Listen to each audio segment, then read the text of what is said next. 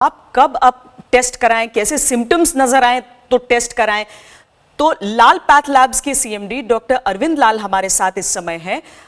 Doctor लाल, किस तरह के लक्षण दिखाई दें तो लोगों को टेस्ट कराने जाना चाहिए, क्योंकि ये बड़े नॉर्मल सिम्टम्स भी होते हैं। क्या पहले दिन ही खांसी जुकाम हो जाए तो चले जाएं या कुछ दिन वॉच करके? ये जो सिम्टम्स इसके स्टार्ट होते हैं ये एक सोर थ्रोट से होते हैं, जो ड्राई कफ जैसे होती है ना, सूखी खांसी जी। तो सूखी खांसी से ये स्टार्ट होता है और वो 3-4 दिन तक ये सिम्टम रहते हैं। उसके बाद ये नीचे चली जाती है लंग्स की तरफ और फिर लंग्स में से फिर बलगम आनी बाद में शुरू होती है। पर ये तो जिस इंसान को ड्राई हैकिंग कफ और उसके बाद जो लंग्स के सिम्टम्स हो और छाती में सांस आने की प्रॉब्लम हो, छाती में दर्द हो रही हो, तो उसको फटाफट किसी गवर्नमेंट हॉस्पिटल में जाके अपनी जांच करानी चाहिए और वो वहाँ पे पूरी उनकी इंतज़ाम है जिससे इनका वायरस का टेस्ट हो सकता है। नहीं, लेकिन ये जो नॉर्मल फ्लू होता है उससे कितने अलग होते हैं इसके लक्षण? हाँ, तो नॉर्मल फ्लू में क्या होता है कि आपको बलगम भी आनी शुरू हो जाती है, आपका जो नाक है वो भी चल रहा है। तो ये इसमें नहीं होता। इसमें पहले आपको ड्राई कफ होती है, ड्राई खांसी आती है और उसके 3-4 दिन के बाद जो लंग्स की जो डिटेरियोरेशन होती है छाती की, वो आउट ऑफ प्रोपोर्शन होती है। ये फ्लू वाला फिर वो लंग की सिम्टम्स नहीं रहते। ये आपको छाती में सांस लेने के लिए प्रॉब्लम होती है, छाती में सांस लेने में दर्द हो सकती है। तो आपको पता चल जाता है कि ये बंदा इस वक्त पूरा बीमार है। तो क्या सिर्फ सरकारी अस्पतालों में अभी टेस्ट हो रहे हैं, अभी प्राइवेट में नहीं हो रहे हैं?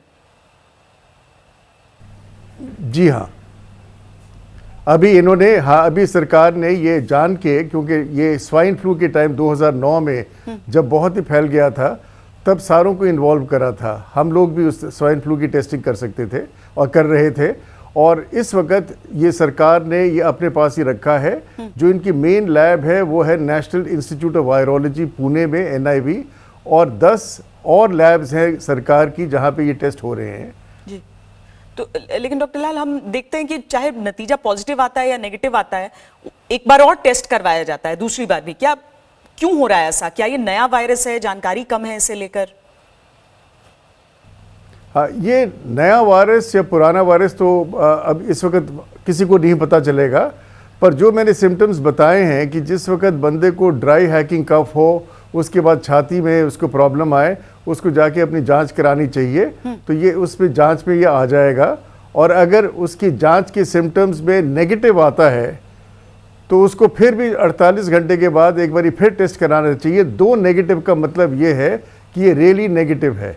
अच्छा, तो एहतियात के तौर पर ऐसा करना हो। आपने सिम्टम्स सुन लिए हैं और ये अप्लाई करना चाहिए। बहुत शुक्रिया डॉक्टर लाल इस पूरी बातचीत के लिए। तो ये सिम्टम्स की बात हुई, जांच की बात हुई, ये सारी चीजें हैं। लेकिन हमारे साथ इस समय WHO की चीफ साइंटिस्ट सौम्या स्वामीनाथन जुड़ रही हैं, जिनसे हम और जानकारी लेते हैं। क्योंकि सौम्या जी, सबको भारत में ये डर है कि इतने दिनों तक बचे रहे, चीन के साथ बाउंड्री हम शेयर करते हैं, क्या हमने इतने दिनों से कुछ सही किया था जिसकी वजह से भारत अभी तक कम से कम सेफ रहा? लेकिन अब जब पहला मामला आ गया है तो कितनी तेजी से बढ़ता है ये वायरस? जी नमस्कार। मेरे ख्याल से भारत ने बिल्कुल ठीक किया जो शुरू में उन्होंने सर्वेलेंस किया था, एंट्री स्क्रीनिंग एयरपोर्ट्स वगैरह पे। जितने भी हमारे स्टूडेंट्स और बाकी लोग चीन से वापस आए, उन सबको स्क्रीनिंग किया, क्वारंटीन में रखा। उसमें से कुछ पेशेंट्स मिले भी जो 3 केरला में थे और वो ठीक हो गए। अब जो है ये एपिडेमिक एक दूसरे फेज में चला गया है। शुरू में तो सारे केसेस चीन से और ज़्यादातर वो वुहान से आ रहे थे, और अब जो स्थिति है वो ऐसे है कि ये वायरस फैल गई है और कम से कम 75 देशों में आज 1 या अधिक उसके केसेस हैं। तो इसलिए हमारी स्ट्रैटेजी भी थोड़ी बदलनी पड़ेगी। जो एंट्री स्क्रीनिंग हम लोग कर रहे हैं वो सिर्फ उन देशों में से नहीं जहाँ से हमें मालूम है कि बहुत लोग आ रहे हैं, बट आई थिंक सबका करना ठीक है और उनसे पूछना ठीक है कि बुखार है, खांसी, कहाँ से वो लोग ट्रैवल करके आ रहे हैं।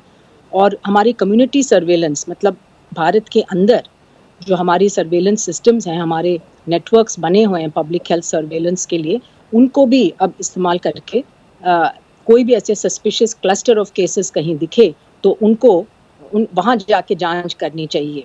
जी, अमूमन हम देखते हैं सौम्या जी कि जो वायरस होते हैं अलग अलग, वो अलग अलग तापमान होता है जिसमें थ्राइव करते हैं, या फिर ह्यूमिडिटी की कंडीशंस होती हैं वैसी। तो भारत के इस समय के तापमान को देखते हुए और गर्मी की तरफ जो हम बढ़ रहे हैं, क्या उन चीजों का असर कोरोना वायरस को लेकर कुछ ये स्पष्ट हुआ है अभी तक कि किस तरह के टेम्परेचर में, किस तरह के एनवायरनमेंट में ज्यादा बढ़ता है? अभी ये स्पष्ट नहीं है, अभी इसके ऊपर रिसर्च चल रहा है, क्योंकि ये नया वायरस है। सिर्फ 2 महीने हुए हैं हमें विश्व को इस वायरस के बारे में पता लगने का जी। परंतु ये जो family of viruses corona viruses हैं, इसमें कम से कम 6 और ऐसे वायरसेस हैं जो मानव को इन्फेक्ट करती हैं। उसमें से 4 ऐसे हैं जो सिर्फ एक साधारण cold and cough, upper respiratory infection जिसको कहते हैं, और बाकी 2 जो थोड़ी सीरियस वायरसेस हैं, एक सार्स की बीमारी और एक मर्स की बीमारी, तो उसी फैमिली की ये नए वायरस है। बट इसका अभी ये कहना थोड़ा रिस्की है कि गर्म जगह में, ह्यूमिड और हॉट एनवायरनमेंट में ये नहीं आगे बढ़ेगा। आई थिंक हमें ऐसे नहीं सोचना चाहिए, हमें तैयारी करनी चाहिए कि शायद ये बढ़ेगा आगे, और अगर ऐसे निकले कि ये वायरस गर्मी में नहीं इतना फैलता है तो वो हमारे लिए एक बोनस होगा। बट हमें वो मान के नहीं चढ़ना चाहिए कि ये गर्मी में ठीक हो जाएगा और हम लोग अभी शांत हो जाएं। तो हमें प्रिपेयर्डनेस की ज़रूरी करना चाहिए। जी, जो रिसर्च इस पर चल रही है, कुछ एक टाइम फ्रेम है कि मतलब लोग क्या समझे? अभी तो सब डर रहे हैं कि प्रिवेंशन, उसी से आप एक बच सकते हैं इससे, लेकिन इसके क्योर की अगर हम बात करें, इलाज की बात करें, तो हम किस लेवल पर, किस स्तर पर हम उसे समझें? अभी पहली बात मैं ये कहना चाहूँगी कि लोगों को थोड़ा हम रीएश्योरेंस देना चाहिए हमें, कि लोग ज़्यादा ना घबराएं, पैनिक ना हो, क्योंकि ये एक और वायरस है, क्योंकि नया है इसलिए सब लोग घबरा रहे हैं। बट वैसे आप जैसे कॉमन कोल्ड, हमें अपर रेस्पिरेटरी इन्फेक्शन होता है, जुकाम होता है, उस तरह का ही है। 80% ऑफ पीपल में जुकाम होता है, पता भी नहीं चलता है। तो रिसर्च की आपने जो बात कही, अभी मैं उसी मीटिंग में से निकली हूँ जहाँ पे हम लोग पूरे विश्व के यहाँ पे वैज्ञानिक आए हुए हैं जिनेवा में, और हम ये बात कर रहे हैं कि डायग्नोस्टिक्स, वैक्सीन और ट्रीटमेंट, इन तीनों पे कैसे हम लोग मिल के इसमें आगे जल्दी से आगे बढ़ाएं। तो डायग्नोस्टिक्स तो अभी है, कुछ चल रहा है अभी, और उसको इम्प्रूव कर सकते हैं। जो ट्रीटमेंट है उसके लिए अभी क्लिनिकल ट्रायल्स चल रही हैं। कुछ एंटीवायरल्स ऐसी हैं जिनको हो सकता है इस वायरस में भी असर हो, बट जब तक वो क्लिनिकल ट्रायल्स नहीं होंगी उसमें पक्की तरह से हम नहीं कह सकते हैं। और वैक्सीन में तो और भी टाइम लगेगा, अभी तो बड़े अर्ली स्टेज पे आया है, अभी तो ह्यूमन बींग्स में ट्रायल होगी, तो कम से कम 1.5-2 साल की हम लोग सोच रहे हैं वैक्सीन का। तो ट्रीटमेंट्स उससे पहले पता लगेगा, कुछ 1-2 महीने में कुछ आइडिया होने लगेगा, बट तब तक कोई ऐसे स्पेसिफिक ट्रीटमेंट नहीं है इस वायरस के लिए। सपोर्टिव ट्रीटमेंट, जनरल ट्रीटमेंट ही है, और ज़्यादातर लोगों के लिए कुछ ट्रीटमेंट की ज़रूरत ही नहीं पड़ेगी। कुछ पैरासिटामॉल वगैरह अगर बुखार हो जाए, जो अस्पताल में एडमिट होते हैं, जिनको निमोनिया हो जाता है या सिवियर रेस्पिरेटरी डिस्ट्रेस होता है, उनको बाकी जैसे हम लोग ट्रीट करते हैं आईसीयू में, ऐसे पेशेंट्स को वैसे इनकी भी ट्रीटमेंट करनी पड़ेगी। पर एक आखिरी सवाल वो ये कि डायरेक्ट कांटेक्ट से ये फैल रहा है ज्यादा, या लोग इसीलिए ज्यादा डरते हैं क्योंकि पता चलता है कि अगर आप कितनी दूरी पे आ रहे हैं ऐसे एक व्यक्ति से, एक इन्फेक्टेड इंसान से, तो आपको ज्यादा खतरा है? ये ड्रॉपलेट इन्फेक्शन से फैल रहा है, तो इसलिए अगर हम 3 फुट के अंदर किसी के साथ कुछ टाइम स्पेंड करें, या एक ही कमरे में उनके साथ बैठे हों, या सरफेसेस के ऊपर जो ये वायरस ये कुछ टाइम के लिए रह सकता है।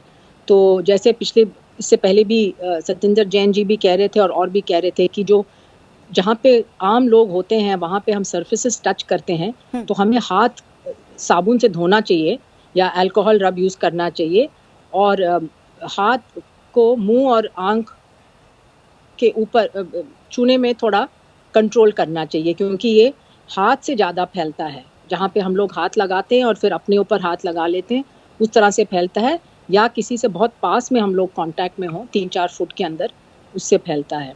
बट ये एयरबॉर्न इन्फेक्शन नहीं है, तो ये नहीं है कि हम खांस रहे हैं और फिर सारी मोहल्ले में वो फैल जाए, उस तरह का नहीं है। तो क्लोज कांटेक्ट की ज़रूरत है। आपके आश्वासन के लिए बहुत बहुत धन्यवाद, क्योंकि लोगों में डर ना हो ये सबसे ज्यादा जरूरी है, और सिर्फ बचें लोग, ये उससे भी बड़ी चीज है। बहुत शुक्रिया सौम्या स्वामीनाथन जी, जो कि जिनीवा से इस समय हमारे साथ आज तक पर जुड़ रही थी।